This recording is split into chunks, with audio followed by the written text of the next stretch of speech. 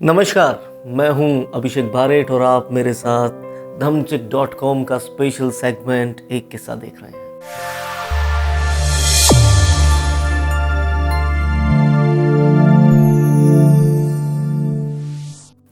क्या आपको भारत की फिल्म इंडस्ट्री में ऐसा कोई चेहरा याद है जो गंभीर चेहरे के साथ बिना हंसे बोले रोमांस कर सकता था या फिर कर सकता है? क्या आपको इतनी दिलफरेब आंखें याद आती हैं कि आपके दफ्तर जाने का समय हो, हाथ में खाने का डिब्बा हो और आप घर की ड्योढ़ी से बाहर निकलने के लिए आगे बढ़ रहे हो और आपकी आंखों के सामने अचानक बगल में चल रहे टेलीविज़न पर उसकी कोई फिल्म सिर्फ उसकी आंखों से आपको ठिठकने पर मजबूर कर दे? ये काल्पनिक सिचुएशन आपके लिए हकीकत में अलग अलग हो सकती है, लेकिन जो आंखें आपको किसी भी सूरत में रोक लें वो आंखें सिर्फ राजेंद्र कुमार की आंखें हो सकती हैं। वो कोई दूसरी आंखें नहीं हो सकती। आंखों से बहकर चेहरे पर फैल जाने वाली एक्टिंग भारतीय सिनेमा में राजेंद्र कुमार से अच्छी कोई नहीं कर पाया। वो अब भी अपवाद है। ज़्यादातर गंभीर अदायगी के लिए तय मेथड है कि आपके चेहरे को रूखा होना है, उस पर कुछ मेकअप होना है, लेकिन राजेंद्र कुमार ऐसे एक्टर थे जो मेकअप नहीं करते थे और जब उम्र की ढलान पर मेकअप करने की सलाह उनको दी जाती थी तो वो कहते थे उम्र मेकअप से कम नहीं होती, बेहतर ये है कि वो उसे स्वीकार करें और कैरेक्टर रोल करें। और उन्होंने किया भी यही। जिसकी ये कहानी है वो थे भारत के जुबली कुमार राजेंद्र कुमार। ये कहानी है भारत के सबसे विजनरी एक्टर की। पाकिस्तान के सियालकोट से आया ये लड़का एक टेक्सटाइल कारोबारी का बेटा था जिसके घर में तमाम वो ऐशो आराम मौजूद थे जो उसे अपना सपना पूरा करने में खलल डाल सकते थे, लेकिन उसे भारत के सबसे बड़े सुपरस्टार का दर्जा चाहिए था और इसके लिए उसे अपनी कलाई पर बंधी पिता की दी हुई घड़ी को बेचकर बम्बई आना पड़ा। यूं तो भारत पाकिस्तान के विभाजन के बाद पूरा परिवार ही दिल्ली आ गया था, पर अभी राजेंद्र कुमार तुली नाम के साधारण चेहरे मोहरे वाले इस लड़के को बम्बई बुला रही थी। एक शहर एक शख्स का इंतजार कर रहा था। वो लड़का बड़ा कारोबार छोड़कर बम्बई आ गया, पर सपने देखना तो बड़ा मामूली काम है, उन्हें पूरा करना बिल्कुल जुदा बात है। फिल्म इंडस्ट्री में राजेंद्र कुमार किसी को नहीं जानते थे। 1929 में पैदा हुए राजेंद्र इस वक्त महज 21 साल के थे। वो मुंबई के एक गेस्ट हाउस जिसे बॉम्बे गेस्ट हाउस कहा जाता था वहाँ आकर ठहरे और यहीं से वो रोज़ फिल्मों के ऑडिशन देने जाते थे। दुनिया में कोई भी इंसान बिना संघर्ष के कुछ बना हो ये बात ही बेमानी है। राजेंद्र कुमार के इस संघर्ष से एक सुपरस्टार निकलने वाला था। Bombay guest house Bandra railway station के बगल में ही हुआ करता था। राजेंद्र कुमार हर जगह उस वक्त खुद को आजमा रहे थे, लेकिन बात नहीं बन रही थी। एक दिन उनकी मुलाकात मशहूर निर्माता, निर्देशक और लेखक एच.एस. रवेल से हुई और हीरो बनने का सपना छोड़कर वो रवेल के असिस्टेंट बन गए और बतौर असिस्टेंट डायरेक्टर वो काम करने लगे। लेकिन उन्हें बनना था एक्टर, लेकिन वो शायद खुद को साधारण चेहरे वाला व्यक्ति मानते थे, इसीलिए उन्होंने चुपचाप ये मान लिया कि वो शायद हीरो नहीं बन सकेंगे।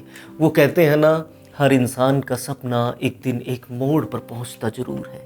जहां ईश्वर उसे पूरा करवाने के लिए किसी को भेजते हैं, वो अवसर ही आपको पहचानना पड़ता है। राजेंद्र कुमार के मरते हुए सपने को पूरा करने के लिए किस्मत से मशहूर निर्माता निर्देशक केदार शर्मा ने एक दिन राजेंद्र कुमार को देखा और वो समझ गए कि राजेंद्र कुमार का भविष्य क्या होने वाला है। केदार शर्मा की आंखें राजेंद्र कुमार में हिंदी सिनेमा का अगला सुपरस्टार देख चुकी थी।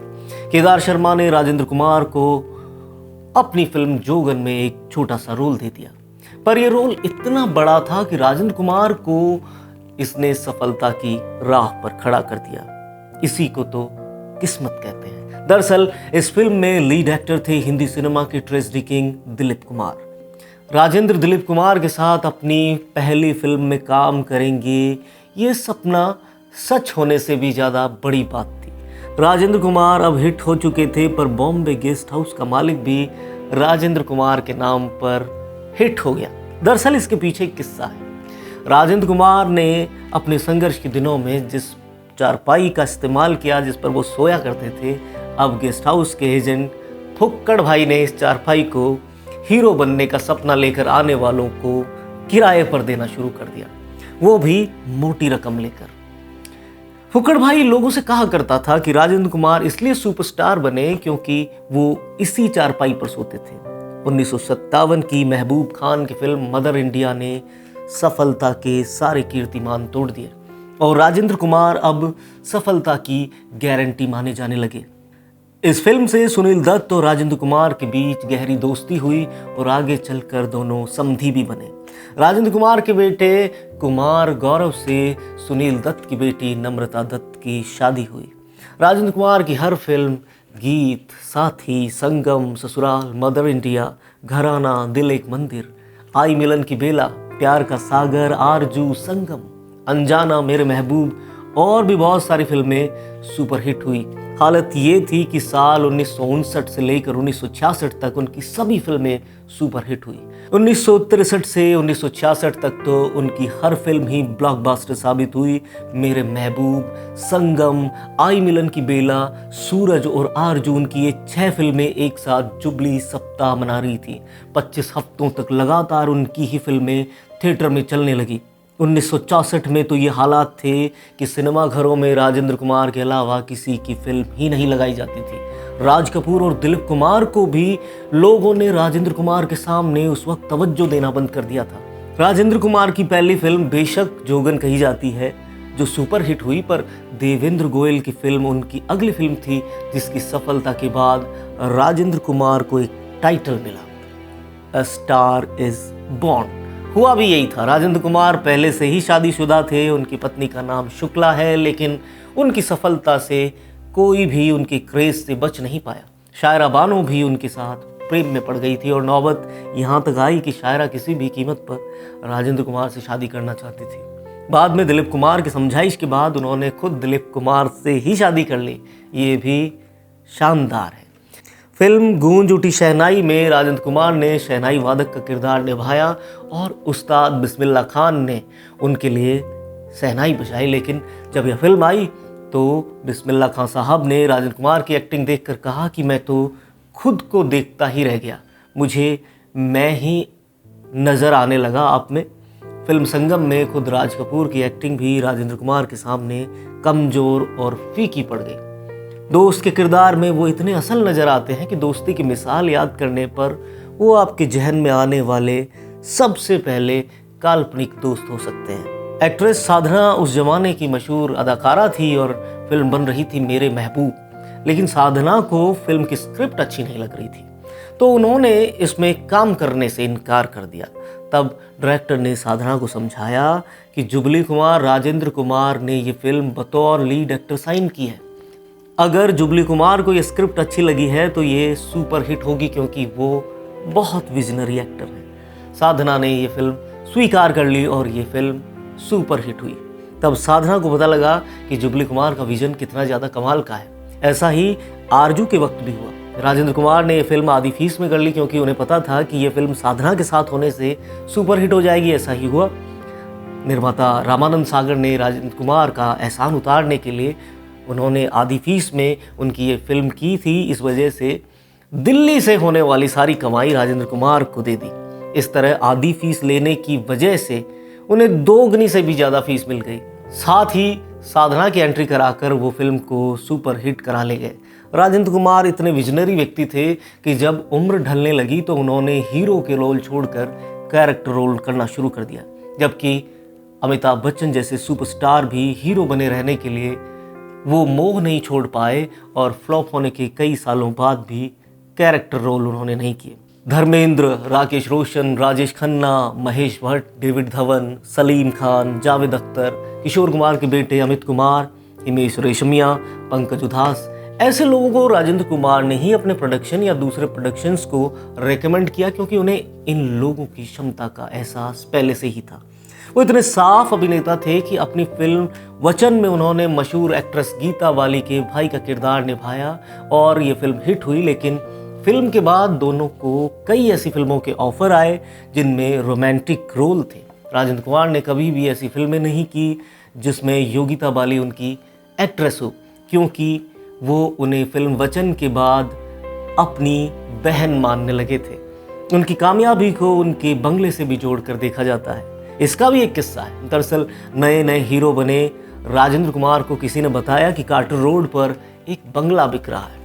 राजेंद्र कुमार को भी ये बंगला पसंद आया, पर नए नए राजेंद्र कुमार के पास इतने पैसे नहीं थे कि वो बंगलो खरीद सके।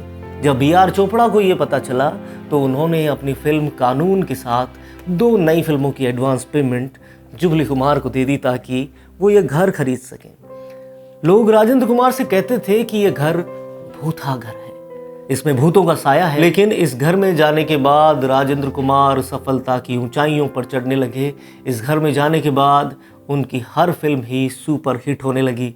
अब ये बात चल पड़ी कि इसी बंगले की वजह से राजेंद्र कुमार जुबली कुमार बने हैं, और जब ये बात राजेश खन्ना के कानों में पड़ी तो वो इस बंगले को पाने के लिए मचल उठे। राजेंद्र कुमार से उन्होंने कहा कि आप तो अपनी सफलता के शिखर पर हैं, मैं नया हूँ इंडस्ट्री में, ये बंगला आप मुझे दे दें। राजेंद्र कुमार ने 3.5 लाख रुपए में, जो बहुत कम पैसे थे उस जमाने के हिसाब से, ये रकम लेकर उन्होंने ये बंगलो राजेश खन्ना को दे दिया। 1971 में राजेश खन्ना ने इसे अपने नाम करवा लिया। अब ये इत्तेफाक ही था कि बंगले में रहना शुरू करने के बाद एक के बाद एक राजेश खन्ना की 15 फिल्में सुपर हिट हुई। हाथी मेरे साथी, कटी पतंग, मर्यादा, महबूब की मेहंदी और आराधना जैसी फिल्मों से राजेश खन्ना ने तहलका मचा दिया कि उनके बारे में कहा जाने लगा ऊपर आका नीचे काका। इस बंगले का नाम उन्होंने आशीर्वाद रखा। 2012 में राजेश खन्ना की मौत के बाद ये बंगला 90 करोड़ रुपए में उनके परिवार ने शशि किरण शेट्टी नाम के एक बिल्डर को बेचा, जहां अब बंगले को तोड़कर एक बहुमंजिला इमारत बनाई जा रही है। राजेंद्र कुमार इस बंगले से निकलने के बाद फिल्मों में बहुत लंबी पारी नहीं खेल पाए। हो सकता है ये एक इत्तेफाक हो, इसे अंधविश्वास के साथ नहीं जोड़ा जाना चाहिए। उनके पास ढलती उम्र के साथ काम की भी कमी हो गई। 1981 में राजेंद्र कुमार ने अपने बेटे कुमार गौरव की पहली फिल्म लव स्टोरी को प्रोड्यूस किया और ये फिल्म सुपर हिट हुई। इसके बाद वो कभी कभार पर्दे पर नजर आए। उन्हें कैंसर हो गया था। लंबी लड़ाई लड़ने के बाद 12 जुलाई 1999 को हिंदी फिल्म इंडस्ट्री का सूरज ढल गया। लोग कहते हैं कि उन्होंने तंगहाली में राजेश खन्ना को अपना बंगला बेचा। ऐसा नहीं है। अपनी मौत के वक्त वो फिल्म इंडस्ट्री के सबसे अमीर व्यक्तियों में से एक थे, क्योंकि जुबली कुमार बेहद दूरदर्शी व्यक्ति थे। उन्होंने पूरे जीवन पैसे का सही ढंग से सही जगह निवेश किया और सफलता को कभी अपने सर पर नहीं बैठने दिया। जुबली कुमार का जादू भुलाया नहीं जा सकेगा। बस इसे कहने की नाकाम कोशिशें हम जैसे लोग हमेशा करते रहेंगे। हम हमेशा एक काम और भी करते रहते हैं, आपको खबरें सुनाते हैं, किस्से सुनाते हैं और कहानियाँ सुनाते हैं। आपको हमारा एक काम करना चाहिए ताकि आपको इस तरह की खबरें, कहानियाँ और किस्से सुनने को तय समय पर मिल जाया करें। आपको हमारा चैनल सब्सक्राइब करना है, बेल आइकन को प्रेस करना है, कोई खबर आपसे छूटे ना, क्योंकि हम इन्हें आपके लिए बेहद मेहनत के साथ बनाते हैं, आपको सुनाते हैं और कोशिश करते हैं कि तमाम बार हमारी कोशिशें आपको पसंद आए। हमारे साथ बने रहिए, फिर मिलेंगे। शुक्रिया।